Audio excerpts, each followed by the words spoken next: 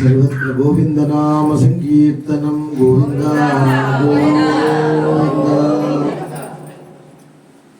அங்கன்மான் ஞாலத்தரசர்னு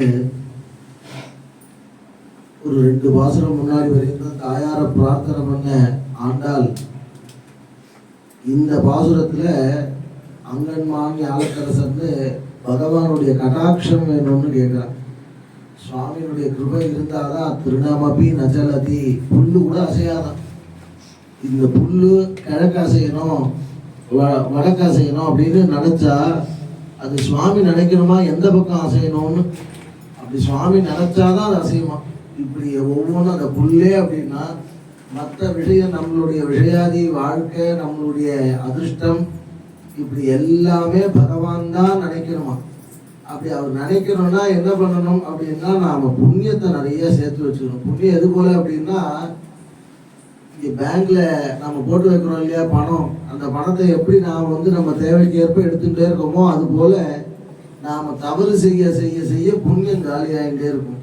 இப்போ ஜாஸ்தி தவறு பண்ணுறோமா புண்ணியம் பண்ணுறோமா அப்படின்னு பார்த்தோம்னா நிறைய தவறு தான் பண்ணுறோம். நிறைய அதாவது ஒரு கோவிலில் எப்படி இருக்கணும், ஒரு குடும்பத்தில் எப்படி இருக்கணும், இப்படிலாம் சொல்லி கொடுக்குறது, ஒரு குழந்தைகள்கிட்ட எப்படி இருக்கணும், அதே மாதிரி கல்யாணம் ஆன தம்பதிகள் எப்படி இருக்கணும், இப்படிலாம் சாஸ்திரம் சொல்கிறது.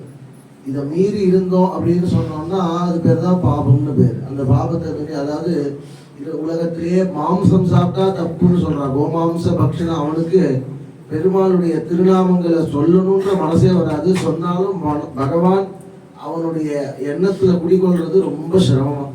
அதனாலதான் மாம்சம் சாப்பிடக்கூடாது அப்படிங்கிறார். கோமாம்சம் சாப்பிட்டவனுக்குன்னா கிருஷ்ண பக்தி வராதுங்கிற சுகாச்சாரியார் பாகவதத்துல. அப்படி மாம்சம் சாப்பிடக்கூடாது, இன்னைக்கு சாப்பிடக்கூடாதுன்னு சொன்னா எல்லாரும் ஃபைட் பண்றோம்.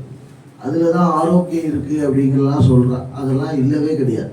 இதுக்கு முன்னாடி இதெல்லாம் சாப்பிடாம ஆரோக்கியமா 100க்கு 100 வருஷத்துக்கு மேல வாழ்ந்தவர்கள்லாம் இருக்காங்க. ராமன் 11,000 வருஷம் மாம்சம் சாப்பிடாம தான் வாழ்ந்தாரு. 11,000 வருஷம் ஆயுசு இருக்குன்னா இப்போ நம்ப முடியுமா? 50 வயசு தாண்டினாலே 50 வயசுல இவ்வளோ ஆரோக்கியமாக இருக்கீங்களே. அப்போ ஒரு ஜென்ரல் செக்அப் பண்ணுங்க, வருஷத்துக்கு ஒரு வாட்டியாவது ஜென்ரல் செக்அப் பண்ணுங்க அப்படின்னு சொல்கிறோம். ஏன் ஜென்ரல் செக்அப்னா ஏதாவது பிரச்சனை இருக்குமோன்னு இவனுக்கே சந்தேகம் இருக்கு.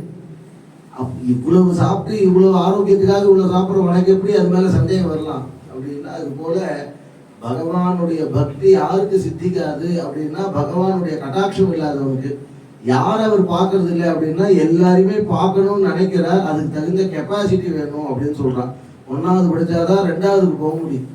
1வது பாஸ் பண்ணாம 2வதுக்கு போகணும்னு நினைச்சோன்னா கிளாஸ்ல எப்படி அலோவ் பண்ண மாட்டாலோ அது மாதிரி பகவானுடைய பக்தி பெறறதுக்குங்கிறது சுத்தம், புண்ணியம், பக்தி, இதெல்லாம் கெப்பாசிட்டி தேவைப்படுறது.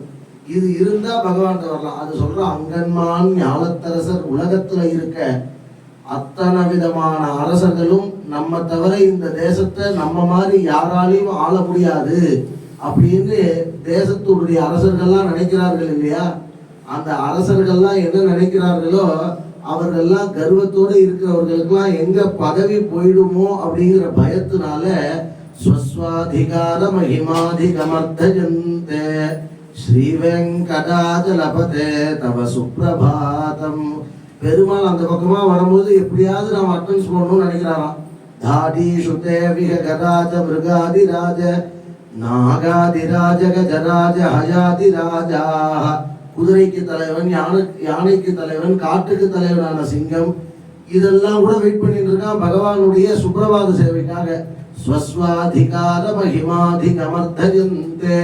அவர்களுக்கெல்லாம் பகவான் ஒரு நினைச்சா உடனே பதவி போயிடுமா. தேவேந்திரன் பகவானுடைய கிருபா கடாட்சத்தினாலே அவன் தேவேந்திரனா இருந்தான். அதை ரொம்ப அவன் துச்சப்படுத்தினான். சுவாமி தாயாருடைய பிரசாதத்தை துச்சப்படுத்தினான்.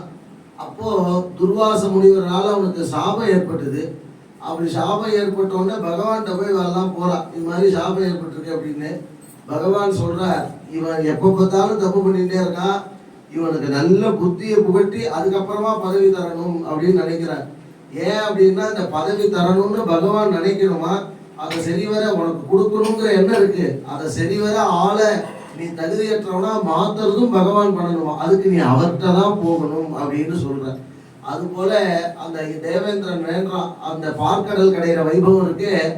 இதுக்காக தான் பார்க்கடலை கடையணும், மந்தர மலையை பார்க்கடல்ல போடணும், வாசுகிங்கிற நாகம் இருக்கே அந்த நாகத்தை வந்து கயிறா வச்சு இழுக்கணும், ஒரு பக்கம் அசுரர்கள் இழுக்கணும், ஒரு பக்கம் தேவர்கள் இழுக்கணுங்கிற. இதுல என்ன அப்படின்னா அசுரர்கள் வரவே மாட்டார்களே அப்படிங்கிற. நீ போடா வருவாங்கிற சுவாமி. இவர்களுடைய இவனை பார்த்தா கொல்லணும்னு இருக்க அசுரன். தேவேந்திரன் போனா மகாபலி சக்கரவர்த்தி கொஞ்சம் இருப்பா, அவன் ஏதோ ஒரு விஷயத்த சொல்ல வந்திருக்கான், அது என்னன்னு கேட்டு போங்கிறானா மகாபலி. அப்படி கேட்டுட்டு அதுக்கப்புறம் அவன் இழுக்கிறான். என்ன சுத்தமா இல்லாட்டி, பகவத் பக்தி இல்லாட்டி இந்த அமிர்தம் எப்படி அசுரர்களுக்கு கிடைக்கலையோ அதுபோல மற்றவர்களுக்கு பகவானுடைய கிருபை கிடைக்காது அப்படிங்கிறார். அது என்ன சுத்தமா இருக்கு, இவனை திருத்தி கொள்ளலாம், இவனுக்கு பக்தி இருக்கு, தெரியாம தவறு பண்ணிட்டான் அப்படிங்கிறதுனாலதான் தேவர்களை இழுக்க சொன்னார். இவன் 900 கோடிக்கு மேல இவன் இருக்கான், இவன் 33 கோடி தேவர்கள் தான், இதுல 3ல் 1 பங்கு தான் இவன் இருக்கான். அப்படி இருந்து அவனை விட்டு சிரமப்படுத்தி, ஆனா அவனுக்கு அமிர்தம் எப்படி கிடைக்கலையோ அது மாதிரி ஒருத்த புத்திசாலித்தனமா அமிர்தம் சாப்பிட்டுறான். சூரியனுக்கும் சந்திரனுக்கும் நடுவுல உட்காந்து ஒரு அசுரன் அமிர்தத்தை சாப்பிட்டுறான். அமிர்தத்தை சாப்பிட்டோன்னு சூரியனும் சந்திரனும் இப்படி காமிச்சு கொடுத்துட்டான். அசுரன்னு காமிச்சு கொடுத்தோன்னா சுவாமி வந்து அமிர்தத்தை மோகினி அவதாரம் பண்ணி சாதிச்சுட்டே இருந்தான். மோகினி அவதாரம் பண்ண சாதிச்ச பகவான் அவன் அமிர்தத்தை சாப்பிட்டுட்டானே ஒரு அசுரன்னு சொல்லி கரண்டியை அப்படியே திருப்பி கத்தி மாதிரி வெட்டி விட்டார். அவன் கருத்தை இந்த பூசணிக்காய் வெட்டுற மாதிரி வெட்டி விட்டார் அவனை. இருந்தாலும் அமிர்தம் உள்ள போயிடுதுங்கிறதுக்காக அவன் தேவர்கள்ல ஒரு லிஸ்ட்ல சேர்க்கணும்னா அதுக்கப்புறம் பின்னாடி வந்தவர்கள் தான் இந்த ராகு கேதுங்கிறவன். ராகு கேது அதுக்கப்புறமா வந்தான். அதனாலதான் தேவர்கள்ல அவர்களை நவகிரகத்துல ஒருத்தரா சேர்த்துருக்கு. 7 வாரம் இருக்கே தவிர 9 வாரம் இல்லை பாரு, 9 கிழமை கிடையாது, 7 கிழமை தான்.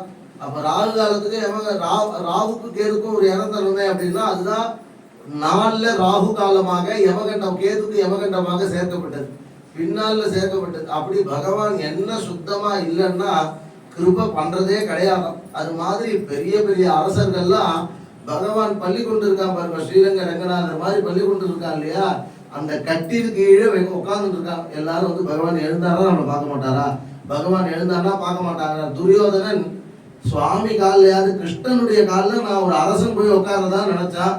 அவனுக்கு அந்த அஸ்தினாபுர ராஜ்யமே போயிடுது. அர்ஜுனன் கிருஷ்ணன் தானே எல்லாமே இருக்கு, அவர் திருவடி தொட்டா போதும்னு அர்ஜுனன் பிடிச்சான். இப்படி எழுந்துட்டாரா பெருமாள், படுத்துட்டவர் இப்படி எழுந்துட்டா கால் பாட்டில் இருக்கவன தானே தெரியும். அவருடைய கட்டாட்சம் அந்த அர்ஜுனன் மேல பட்டுது, அந்த அஸ்தினாபுரத்தை ஜெயிச்சு விட்டான். பீஷ்மர் இது மாதிரி உள்ள பெரிய வீரனை ஜெயிக்கிறதுக்கு உண்டான சக்தியை பகவான் கொடுத்தாராம். அதை சொல்றா நீ. அப்பேற்பட்ட உன்னுடைய கருணையான கட்டாட்சம் இருக்கே, அது எப்படி தாமரை இதழ் இருக்கு, தூங்குற மாதிரி இருப்பாரா, ஆனா தூங்கிட்டு இருக்க மாட்டாராம்.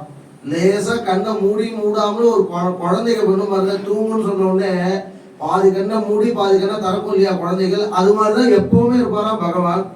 அப்படி இருக்க பகவான் அந்த கண் எப்படி இருக்குன்னா ஒரு வலது கண்ணு சூரியன் மாதிரி இடது கண்ணு சந்திரன் மாதிரி இருக்குமா.